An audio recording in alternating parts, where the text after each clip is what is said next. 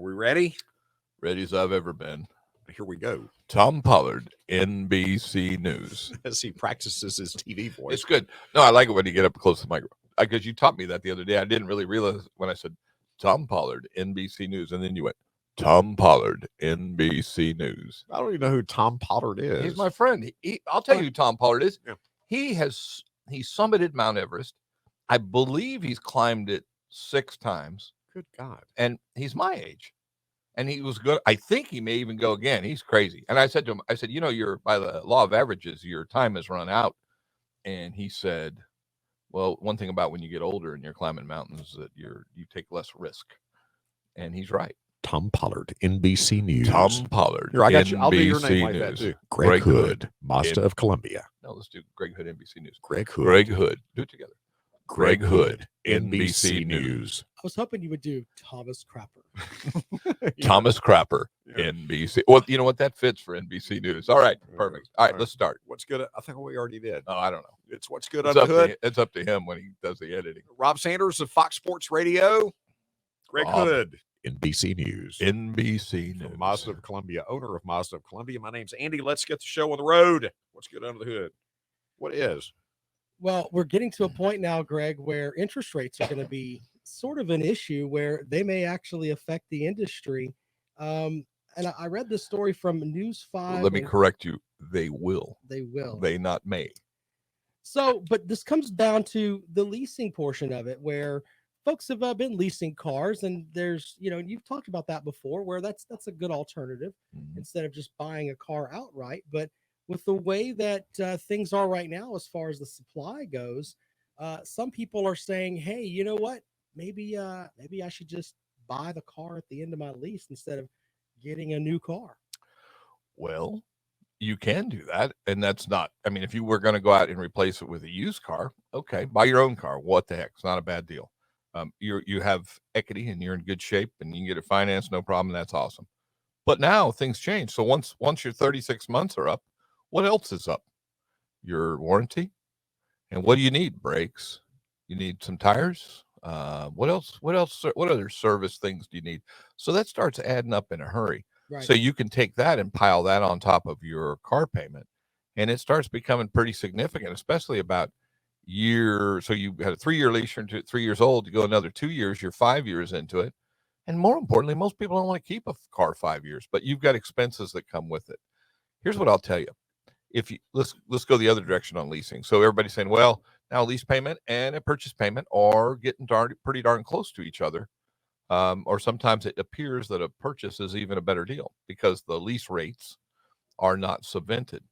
A little frustration I have is that what's that word? Subvented? Subvented. Oh, subvented. Yes, it means that they've kissed the paper. They've helped them a little bit. They've given them a little assistance. Assistance. I like it when Greg brings the words in here to us, to idiots. And what do you mean? Educates us a little bit. I was going to say pneumonia ultrasilicovolcaniconiosis, but I decided. What's that? I'll tell you what, if you it's a minor's lung disease, kind of like black lung.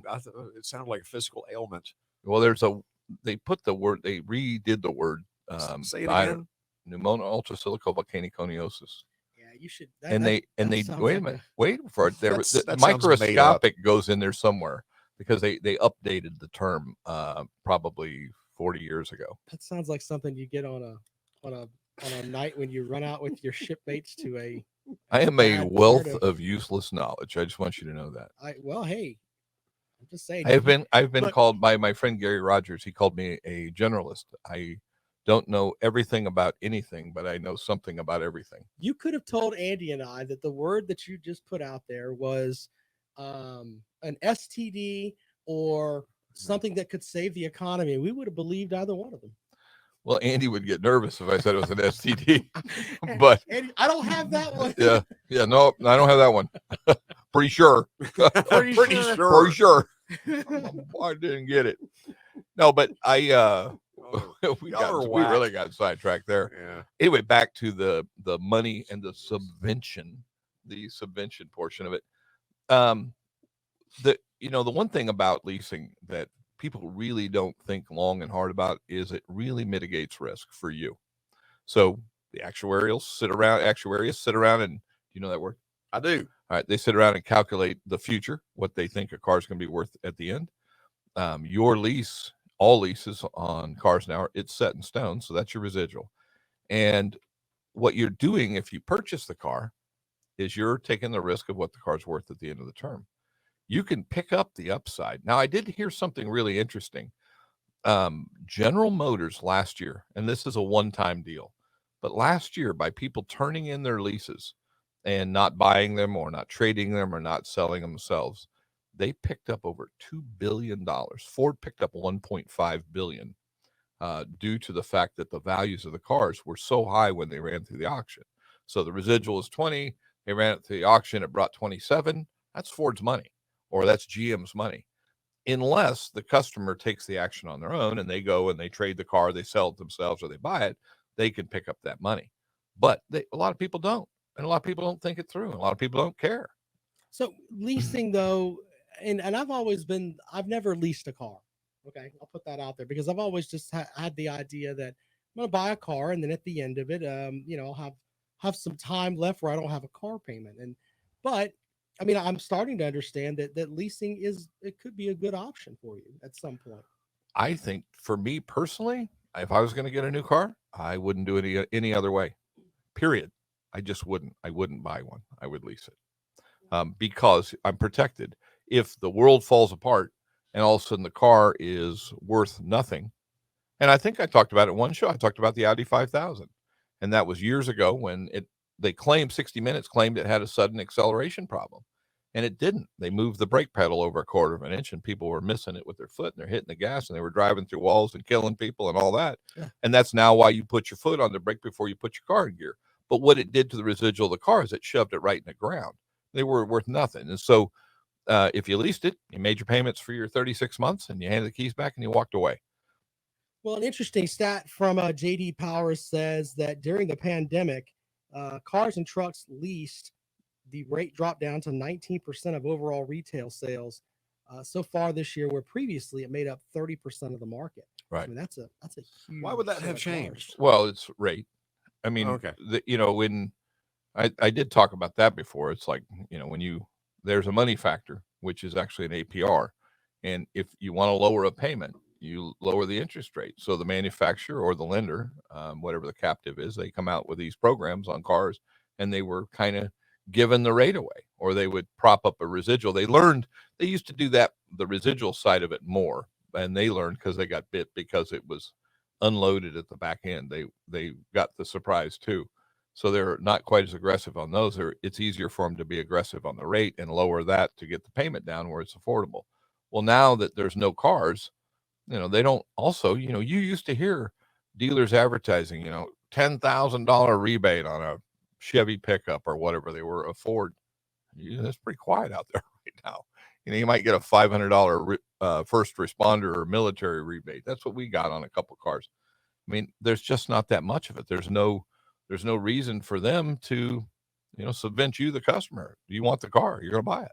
Well, and I'm reading this headline, and it's interesting that we're in 2022 now. So if you leased a car in 2019, it's now worth an average of $7,200 more than you expected it to be from when you leased it. Hence why GM and Ford made all that money. Yeah. And so my recommendation to anybody is don't give it back to the manufacturer. You pick up your windfall. You're in a position where you can, if as an example, so if your car's worth $7,000 more than what the residual is, then you can go and use that $7,000 toward your next vehicle. And I promise you this, if you put that $7,000 equity against the next lease that you're going to do, because it's really air, you just put it toward the next lease you're going to do, your payment's going to be great too. You bought your own down with the equity of the vehicle that happened over the period of time. The problem is a lot of people go, oh, there's 7,000 equity. I'll lease a new car and I'll take that and go to Hawaii or do whatever they're going to do with it. But if you put it right back toward the car, then you're in very, very good shape. And it makes a very affordable payment.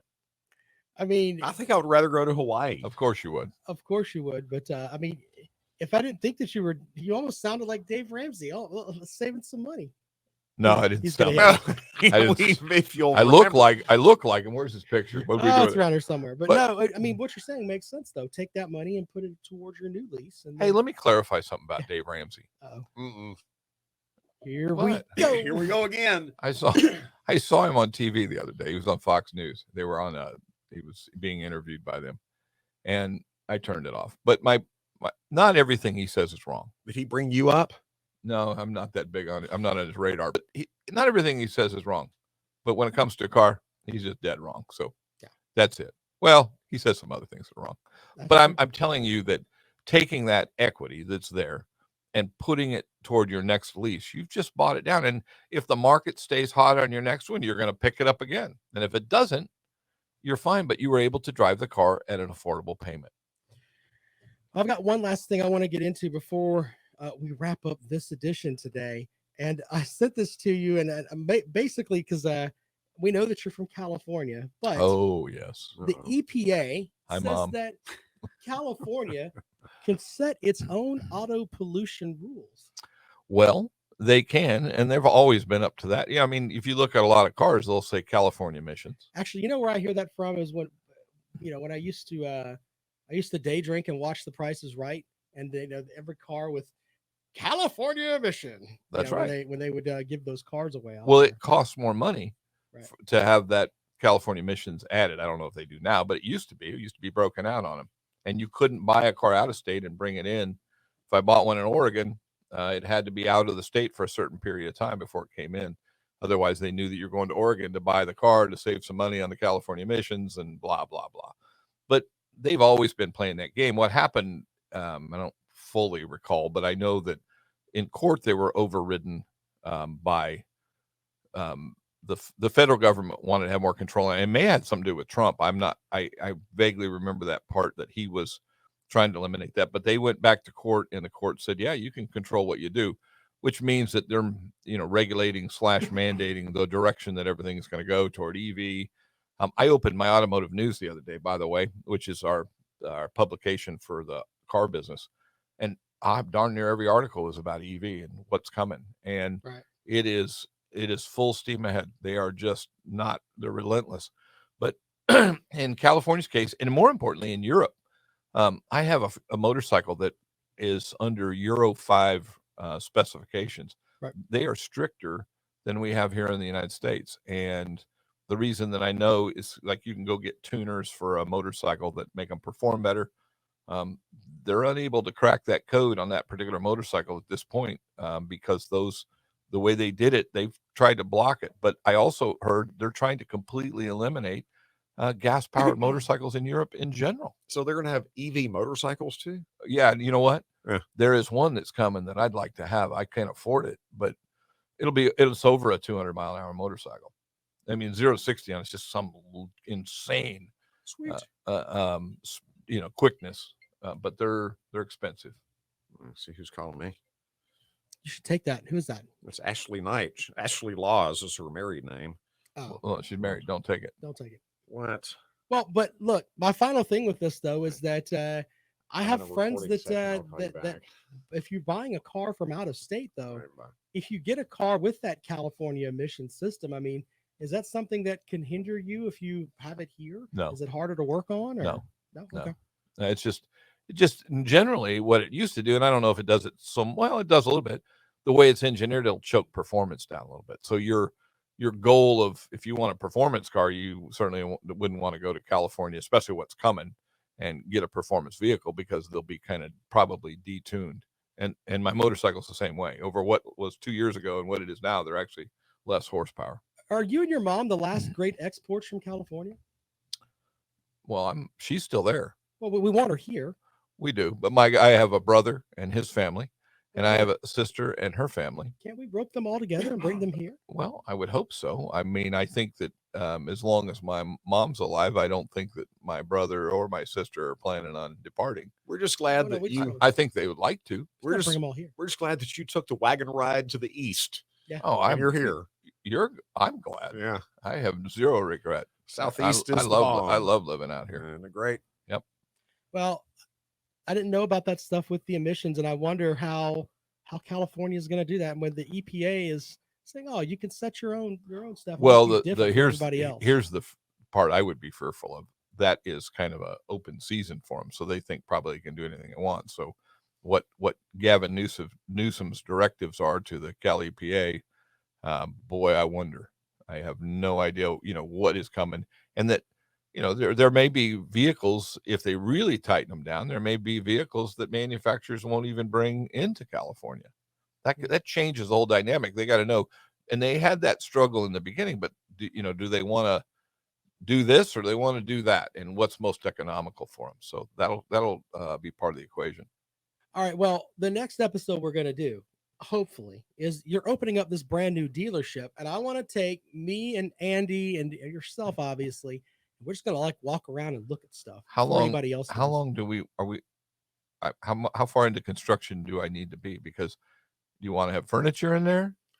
Well, no, all we need is a keg. Well, We just need a keg. I mean, a keg and some chicken And let the workers on the building hit the keg while they're doing what they're doing. Yeah. The sheetrock's hanging sideways and the lights are on the top of the building. I just think it would be cool to go there and take a look, because you're going to have it opened up. I mean, we're looking at May, maybe. Well, we were looking at May 1, and I can't get the doors to the service drive. They're supposed to ship on May 3rd now. And why they've only had a year to make them, I don't know why it takes so long, but supply chain problems. Anyway, so that's delayed us. So I'm kind of figuring we'll hopefully have a kind of a soft opening about the 15th to 20th of May, and then we'll be wide open by June 1. You're going to have a grand opening party with snacks? Nothing that you can come to. Okay. Nothing, because you'll eat all the snacks. Yeah, we don't get any snacks, Andy. Damn it. No snacks. I don't know. It's funny. I was thinking about that. I don't know that I want to have a grand opening party. Yeah. I don't know. We weren't talking about for everybody else. We're just talking about for us. Oh yeah, we'll get some chicken nuggets. Chicken nuggets. Some ravioli. And some sauce from Chick-fil-A. Some Polynesian sauce. We'll be fine. We can check out the new crappers you got there. They are going to be brand new. Brand new crappers, Andy. Yes. I actually crackers. I actually had the one in my office, and I do have one in my office. I am blessed.